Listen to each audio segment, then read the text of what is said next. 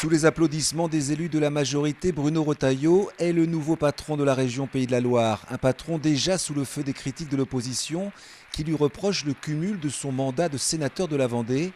Ironiquement, l'intéressé confirme qu'il ne sera pas un président à 100%. À 1000%.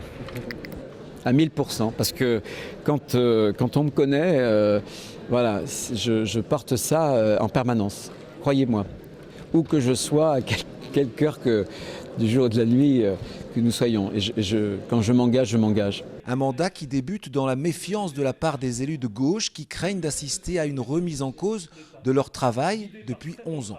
Je ne ferai aucun procès, mais nous serons vigilants pour que ce qui a été construit ensemble par tous les acteurs des Pays de la Loire, pas simplement par les élus de la majorité sortante, soit respecté quand ça fonctionne.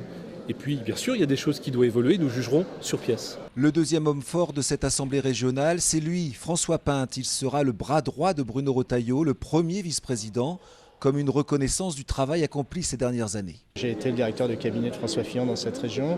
J'ai été le principal opposant pendant 11 ans. Et aujourd'hui, de pouvoir passer dans l'exécutif, c'est-à-dire véritablement dans l'action concrète, c'est évidemment une belle satisfaction. Une nouvelle assemblée marquée aussi par l'arrivée d'élus du Front National. Leur leader joue la carte de l'humilité. Nous allons travailler à nous imprégner de la réalité régionale parce que tous nos élus ici sont des novices, à part moi. Et encore, moi, je suis novice dans cette institution, dans ces Pays de la Loire. Donc, nous devons apprendre en mettant notre expérience personnelle et professionnelle au service des thèmes régionaux. Cette première session aura permis de poser les bases de cette nouvelle assemblée régionale, élue jusqu'en mars 2021.